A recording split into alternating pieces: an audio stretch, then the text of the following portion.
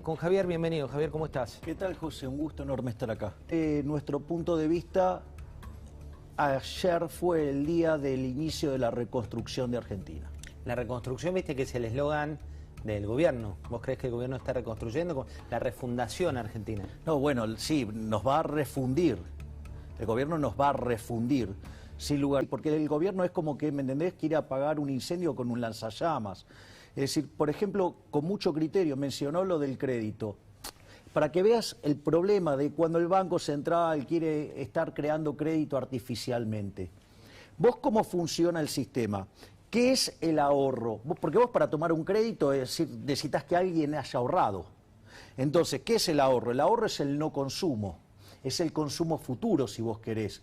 Entonces, cuando vos dejás de consumir para ahorrar, ahí se liberan esos fondos es lo que financia el consumo o la inversión de otros individuos, y por ende, digamos, esa demanda que cede de unos agentes sube en otros, y por ende no hay presión inflacionaria. ¿Cuál es la magia de la emisión monetaria? Hace que vos puedas dar crédito sin que los individuos dejen de consumir. Entonces genera una cuña monetaria artificial y vos te encontrás con esa plata y ahora vas a consumir. Entonces, los que tenían que dejar de consumir no consumieron, pero ahora tenés más gente consumiendo. ¿Qué crees que va a pasar con los precios? Y van a subir. Esa es la contracara de una hiper, ¿no? Vos fíjate, hoy el desequilibrio monetario en Argentina es de 10,5 veces a 1, 10 a 1 si vos querés. ¿Por qué? Porque vos tenés una base monetaria, pero tenés en el IPSS y PASE una base monetaria y media. Y si vos, digamos, vas a monetizar de vuelta el déficit fiscal como el año pasado, ¿qué vas a tener? Que vas a estar multiplicando la cantidad de dinero por 3,5 veces, y en ese mismo contexto vos tenés el problema del money overhang, porque vos seguís teniendo controles de capitales. Entonces vos tendrías que tener una demanda de dinero en torno a 3-4% del PBI, tenés entre 10 y 12, o sea, 3 veces de diferencia. Entonces 3 por 3,5 te da 10,5, o sea, la presión inflacionaria subyacente de esta economía es del 950%, ¿sí? Porque en el fondo la discusión es moral, porque los valores morales se traducen en instituciones y esas instituciones se van a traducir en un desempeño económico. Si nosotros seguimos abrazando los valores morales del socialismo, que son la envidia, el odio, el resentimiento, el trato desigual frente a la ley, el robo, y en el caso de los socialistas, hasta el asesinato, porque para ellos, digamos, como ponen el colectivo por encima de todo, digamos, y vaya a saber qué es el colectivo, ¿sí? Entonces, ¿qué es lo que sucede? Si tienen que matar gente no les importa, por eso mataron 150 millones de seres humanos en el mundo. Entonces, el problema es moral. Entonces, cuando entendemos la naturaleza moral del problema y su relación con las instituciones, donde la política económica es un subproducto, eso se traduce en determinados patrones de crecimiento. Cuando Argentina abrazó las ideas de la libertad con la constitución del 53 de Alberdi, que dicho sea de paso, dentro de mi lista hay un chosno de Alberdi, ¿sí? O sea, nosotros sí somos... nieto.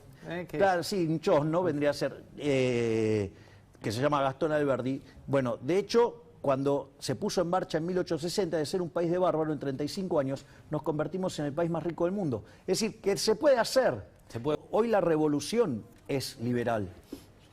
De hecho, si vos te fijás, todos los espacios están haciendo un giro a al menos meter en sus discursos las ideas de la libertad. ¿Y eso por qué? Porque hay algo que es muy importante. Antes el ser rebelde, sí, los adolescentes... El antisistema. Claro, era ser de izquierda. Pero ¿qué es lo que pasa? Hoy el sistema, el status quo en realidad es de izquierda. Lo políticamente correcto, toda esta discusión que hoy nos encontramos, que se discute, es una discusión de la izquierda. Entonces, ¿qué es lo que pasa? Los más jóvenes, ¿sí?, que son naturalmente rebeldes, van a abrazar una idea opuesta que es el liberalismo, y eso está muy bien. Y por otra parte, ven el fracaso de las ideas de izquierda y cómo, digamos, cada vez estamos peor. Comparto que el señor presidente de la Nación tiene un problema de ser un inmoral, porque el inmoral no es que no conoce las reglas, las conoce y las viola y no le importa, ¿sí? Y acá el problema todavía muchísimo más grave es que él las estaba modificando y él mismo no las cumplía. Nos estaba exigiendo cumplir determinadas cosas y él no las cumplía. Con un presidente enojado respecto de la inflación, ¿cuál es tu análisis? Pero tiene una productividad para decir estupideces enorme.